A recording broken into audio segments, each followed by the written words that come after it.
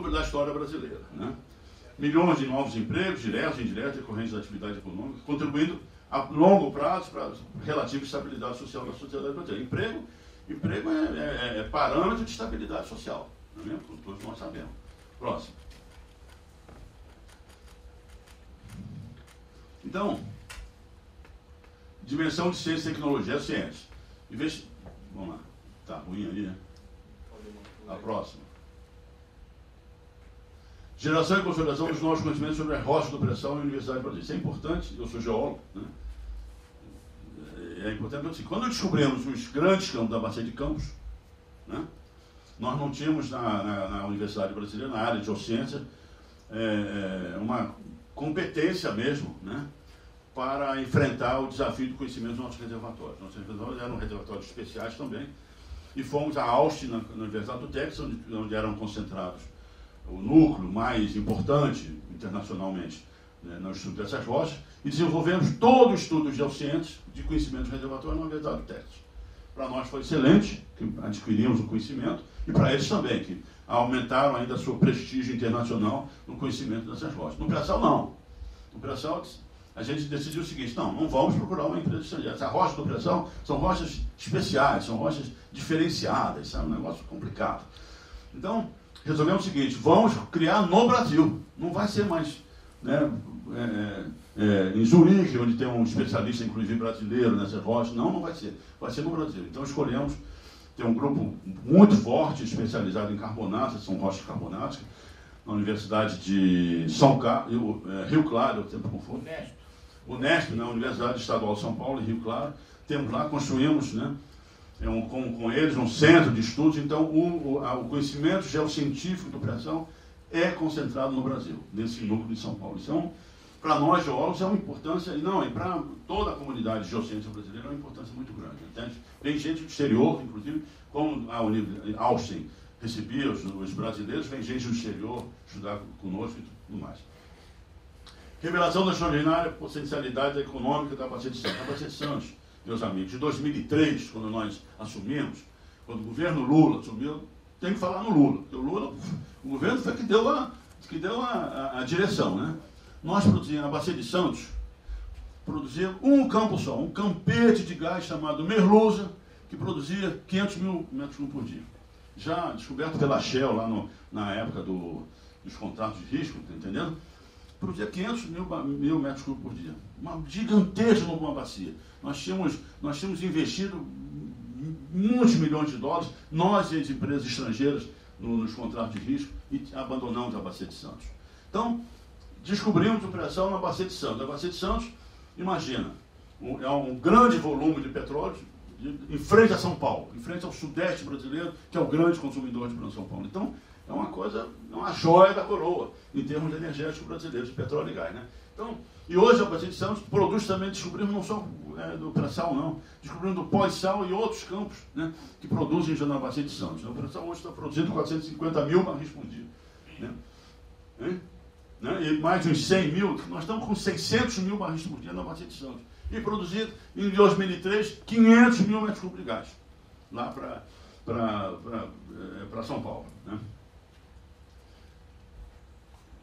E, ao mesmo tempo, né, com o surgimento do pré-sal, surge outro sistema petrolífero, que é mapeado onde o sistema petrolífero pelos geólogos, o sistema petrolífero diferenciado, que é estendido a toda a margem continental brasileira. Isso aumentou muito a nossa ideia, a nossa avaliação do potencial econômico de toda a margem continental brasileira. Próximo. Engenharia, né? Na dimensão de engenharia. Capacitação nacional para concepção, projeto, construção, instalação, logística, operação de sofisticados e inovadores sistemas de produção, processo, tratamento, transferência e armazenamento de petróleo e gás natural em águas ultraprofundas a 300 km da costa. Não é a 100 km da costa, Monte Santos, não. Esses são sistemas ultra complexos, um sistema de processo de petróleo ultra complexo. O pré-sal, o gás do pré-sal é rico em CO2, que é um contaminante metálico fortíssimo. Quer dizer, nós estamos aprendendo a utilização de metalurgia especial nas nossos equipamentos, né? Então isso tudo é um grande aprendizado, né? Então a capacitação não só da Petrobras, mas empresas de engenharia brasileiras para enfrentar isso, é uma coisa absolutamente extraordinária. Né? E pioneira, como a rocha reservatória, a rocha de pressão, uma rocha toda diferenciada, né? que nós não estávamos, ninguém no mundo estava acostumado a lidar com eles como reservatórios de petróleo, o gerenciamento desses reservatórios não convencionais, chamados não convencionais, ainda pouco conhecidos. Né? Próximo. Segurança Nacional. Nós estamos a 300 quilômetros da costa. Os irmãos do norte reativam a quarta frota. Né? A gente está próximo, inclusive, dos nossos limites territoriais marítimos. Né? Isso é uma zona, é uma riqueza energética de proporções mundiais, como nós já falamos. Isso é uma zona objeto de atenção para a segurança nacional. A Marinha sabe disso perfeitamente. Né? Então, nos equipamentos da produção petrolífera, nós utilizamos o que a gente chama de tecnologia sensível. Tecnologia que também é tecnologia não só civil, mas militar. Turbinas, motores especiais, ligas especiais, entendendo? Isso é uma coisa sensível aí, que é uma enorme oportunidade para nós obtermos novas tecnologias para também construirmos um parque militar e industrial brasileiro, que um país desse tem que se defender. Não é mesmo? Necessidade de equipamento, zona estratégica, como já falei, necessidade de equipamento de tecnologia avançada para patrulhamento e monitoramento a 300 km da costa. Né? A gente anda uma hora e meia de helicóptero não vendo coisa nenhuma. Aí depara-se com uma floresta de navios, hoje uma floresta de navios. Né? Então, tem que ser patrulhado e monitorado por satélites. Nós temos que rapidamente completar o nosso programa completo de espacial brasileiro. Né? Porque sem satélites a gente não vai... quando houve aí uma crise, falando com o almirante disse, não, se o cara nos Estados Unidos bater num botão, nenhum avião brasileiro levanta voo. Nem civil, nem militar. Se o cara tiver uma coisa aí, bateu no interruptor, que desliga, é tudo controlado no estrangeiro. Né? Muito bem. Próximo. Muito bem. É um marco na história do desenvolvimento nacional, não tem dúvida. A gigantesca demanda de projetos, máquinas, motores, equipamentos avançados, de avançada tecnologia, a oportunidade é única para promover a criação de um importante parque industrial brasileiro com empresas genuinamente brasileiras. Isso é uma discussão porque não foi à toa que se modificou na Constituição de 88, se tirou da Constituição de 88, na revisão, a diferenciação entre empresas brasileiras e empresas controladas por capital estrangeiro. Né? Por quê? Quando você tem você foi 95. 95, sim. Desculpe. Foi? Foi emenda constitucional proposta pelo Fernando Henrique Cardoso no 1995. Isso. Ah, já tinha antes, né? Não, em 88 era o conceito correto. Isso. Presidente Isso.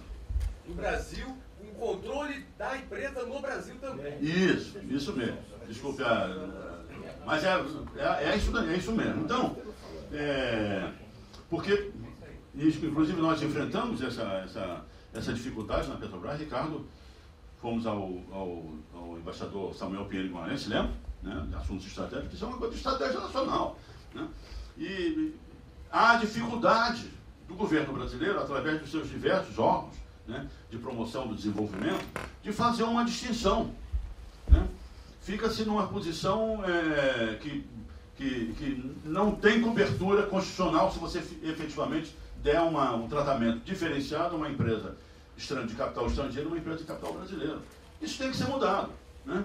Então, esse apoio às empresas genuinamente brasileiras tem que ser mudado. E aí, eu trouxe, eu li há pouco tempo, o governo francês, né, não sei se certamente vocês leram, o governo francês, há umas 3 semanas atrás, 4 meses atrás, teve um decreto, chamado Decreto de Patriotismo Industrial, proibindo a compra de empresas francesas por capitais estrangeiros.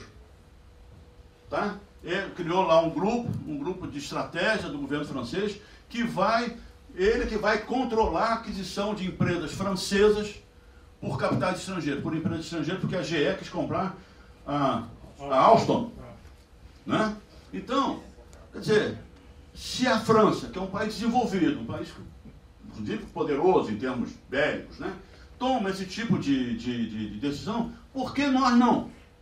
Porque a construção dessas grandes potências hegemônicas nacionais se deu a partir do século, da primeira metade do século XX, das duas guerras lá, através de uma aliança entre os Estados nacionais e empresas nacionais. E a gente via no tratamento com a Elf francesa, com a BP, eles são representantes do Estado nacional deles. Uma vez estive nos Estados Unidos, estava contando aí, fui convidado pelo diretor de exploração e produção da Exxon, e o cara sentou na minha frente e disse: doutor Estrela, eu estou aqui representando a minha empresa e o meu país. Foi isso que o cara me disse. Está entendendo? Então é isso. E ainda mais em termos de petróleo. Né? E aí, temos que encontrar um jeito. Ou modificamos a Constituição, ou temos a França. Aí, quando foi o governo francês foi questionado, o cara disse: não, a França não pode botar na mão na decisão de grandes empresas nacionais francesas, até estratégicas, na mão de interesses estrangeiros. Empresas estrangeiras representam interesses de países estrangeiros. Isso é claro.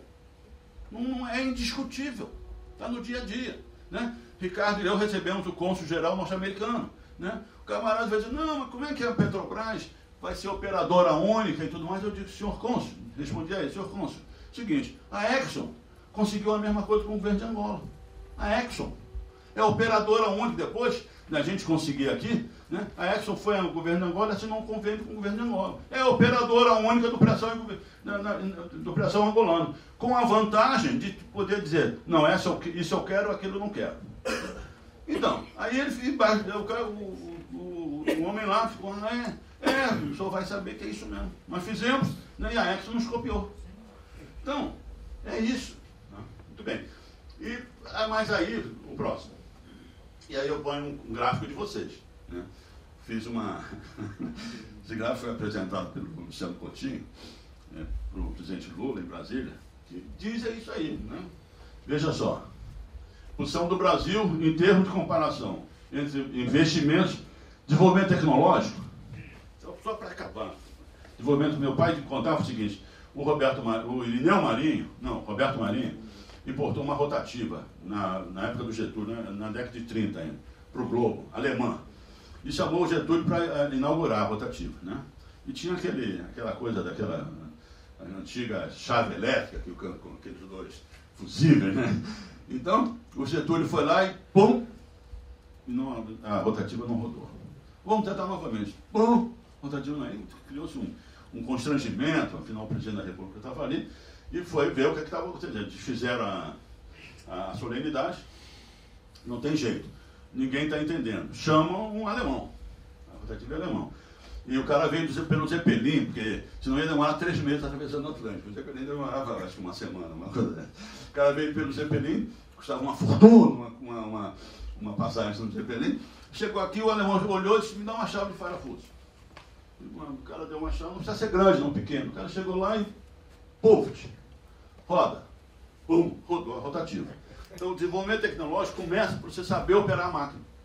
Esse é o primeiro, você importa a máquina, você tem que ter competência para saber operar uma máquina de alta tecnologia. Aí você vai depois, conserta a máquina, o segundo passo. Consertando a máquina, você entra já no coração da máquina, você começa a projetar a modificação na máquina, acaba você sendo competente para construir uma máquina diferente, não é mesmo?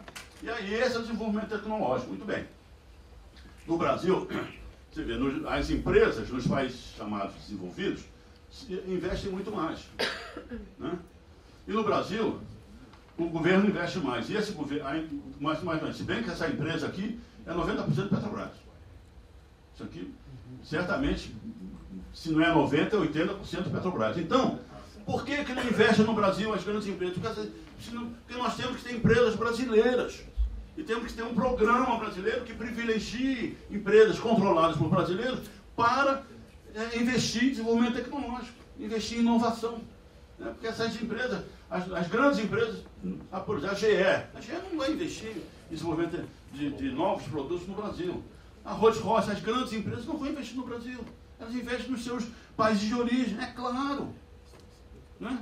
Então, outra coisa, a transferência de tecnologia. Só se transfere tecnologia de uma tecnologia já ultrapassada, ou não ultrapassada, desde que existe uma tecnologia nova, melhor do que aquela. Né? A tecnologia se constrói, e se constrói para enfrentar os nossos problemas. Né? Então, são problemas brasileiros que têm que ser enfrentados pela inteligência brasileira, pela universidade e pela empresa brasileira. Para as empresas brasileiras efetivamente investirem em desenvolvimento tecnológico do Brasil, investir em desenvolvimento, que é uma das fases do desenvolvimento tecnológico, depois entra engenharia, operação, aquela coisa toda. Né? Próximo.